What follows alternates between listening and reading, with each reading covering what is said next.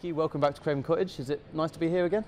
It's always, nice to be back. It's a special place. A lot of fond memories. So always nice to come back. Yeah. We're obviously celebrating the 20 years that we got promoted from Division 3. I feel quite old. I was going to say, does it feel like 20 years ago? It doesn't, to be fair. I still remember, a lot of the games that we played that season. 20 years. Where's the time gone? I really don't know. I suppose I've had quite a journey in my football career.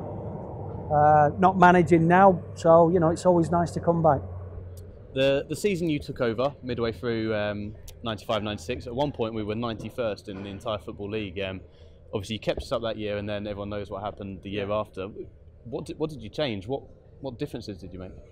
Well, listen, I think the nucleus of the side was there. We were 91st in the football pyramid, so we had to get results and get them quickly. I tried to change the philosophy and tried to play a little bit more attacking football than Ian Brandfoot, who I thought had done a decent job. We had some decent players as well, but I just lightened the mood a little bit and give them a little bit of focus. And to be fair, they worked hard. We got the results that we needed, and then obviously in the summer there, I changed the whole squad really. Yeah, I was going to say there's some great recruitment in the summer of '96 on a small budget. Yeah. How did that sort of recruitment work? I'm guessing it's very different to these days. Was it players that you were aware of? I know obviously you played with Glenn Cockrell at Southampton, for example. Well, yeah, I mean, obviously recruitment is key to any success, particularly in football. And I'd watched Tony Pulis's Gillingham side gain promotion that year that I took over, and his sides were big and strong and physical, and they played, 3 at the back or 5 at the back. So I decided to change that, and then I had to fit certain personnel into that. I'd watched Danny Cullip at Oxford in the reserves there, and I thought, if I get the manager's job, I'll take him with me. And then I got the 3 lads from Gillingham, Watson, Carpenter and Darren Freeman, and I thought they would fit in nicely. And you say we didn't spend any money. We had, I think I spent about 50,000 on those 3, so I got great backing from, Bill Muddyman and Andy Muddyman, who were in charge at that particular time. And then struck lucky with some of the lads that were already here. You shouldn't write off people like Robbie Herrera and Terry Angus. They performed admirably that season. So yeah, recruitment was key, and luckily for me, I got it right. And those players that you brought in, and the ones you mentioned that were already here, they all seem to be players of a certain character. They had a lot about them. They had a lot about them, yeah. I think that the one thing about them was they had a great team spirit. They looked after each other on the pitch. They were physical when they needed to be, and what they also did was that when teams allowed them to play football, they could deal with the ball as well, and that was important. So we had a good mixture, and what we did have, we had a goal scorer in Mickey Conroy, brought to the club by Ian Brandfoot. So, I'd like to take the credit for that, but I can't, because Ian brought Mickey to the club.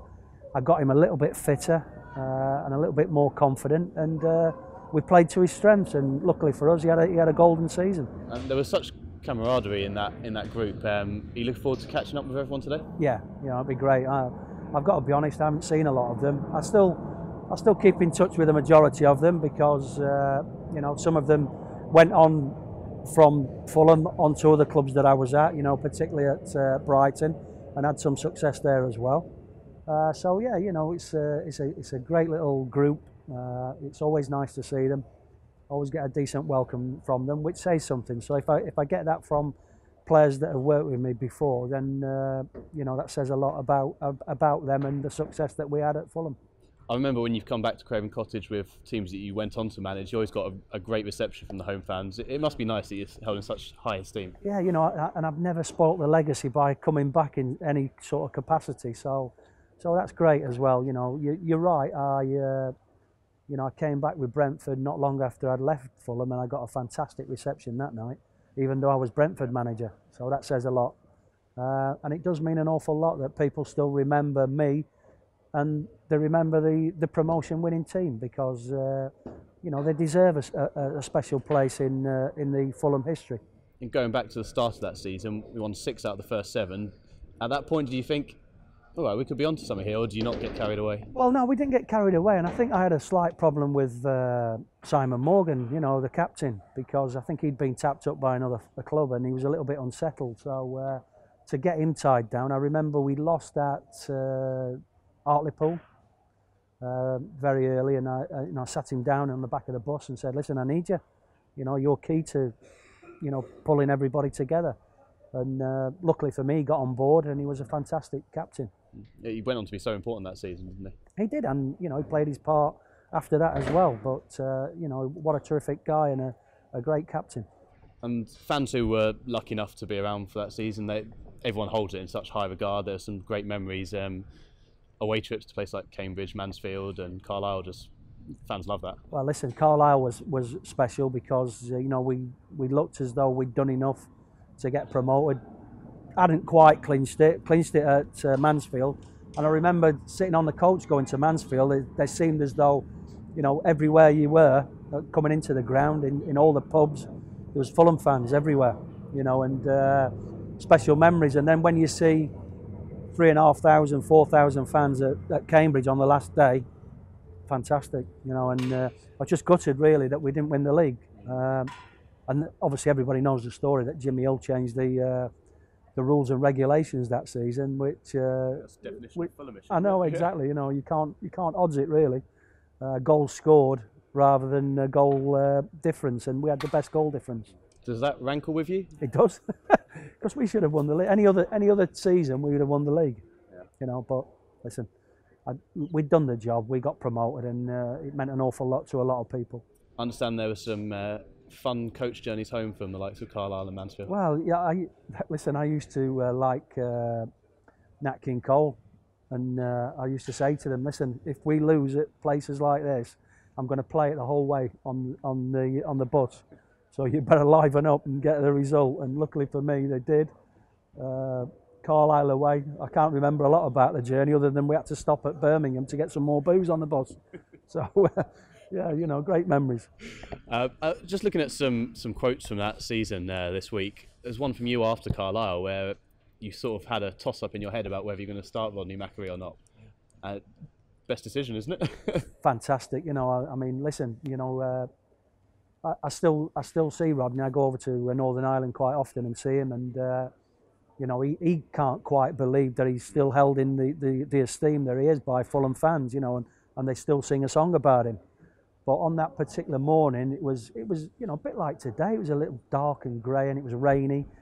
And I just thought, you know, he would be ideal to get on the ball and pass, because that's what he was good at. And when he got that goal, well, that'll live with me forever. Yeah, because he was very unlucky with injuries, wasn't he, when he was at Fulham? Yeah, he didn't quite have the sort of career that everybody expected him to. But you know, he's in the annals of history, you know, in Fulham folklore. So. You know, he's done terrific. After the Mansfield draw confirmed promotion, we had a couple of sticky results. Is that frustrating? Because obviously one more point would have got us the title. I remember Northampton here. You know, I remember Ian Atkins before the game saying, "Can we clap your team onto the pitch?" And they formed a line. And as we came out the tunnel, they ran towards our home end. And warmed up on where we were, and my players were looking round, you know, thinking, well, what do we do? You know, it was really unusual, and psychologically it did us that day, and then nicked the 3 points because we weren't at it. So yeah, it's you know, it rankles a little bit that we didn't win or get the points needed to win the league. That was disappointing. Early on in the season, you gave a 16-year-old Sean Davis a debut. He's the only Fulham player to play in all 4 divisions for us. So you presumably saw something in him early on. Yeah, you know, Sean, as a youth team player, was outstanding. You know, another one that liked to get on the ball and pass, and he could do that. Or you know, he could play short, he could go long. Had great vision, and I just thought, you know, on a particular game, I'll give him his debut. You know, I was always one that. It doesn't matter how old you are, if you're good enough, I'll throw you in there, and Sean was an ideal case. A difficult question, but have you got a highlight from that season? Carlisle away I enjoyed.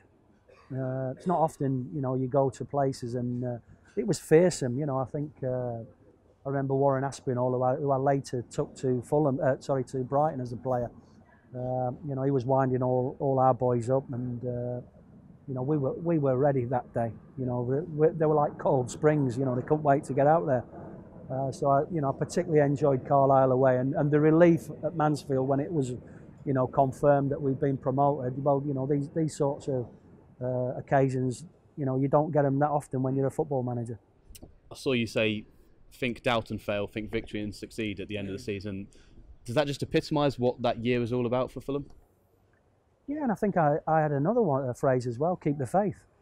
You know, because this football club was on its knees, seriously. You know, it was only the fact that the Muddyroom family rescued it, bought the lease off the council. You know, we're sat in relative comfort at the moment. You know, the older Fulham fans will tell you this stadium was nothing like it was then. You know, you know, think victory and succeed. You know, think doubt and fail. You know, any little phrase that I could get through to the players and make them understand what it was all about. You know, I used, and they bought into it, luckily for me. Well, thanks, Micky, and it's great to have you back here. Cheers, thank you.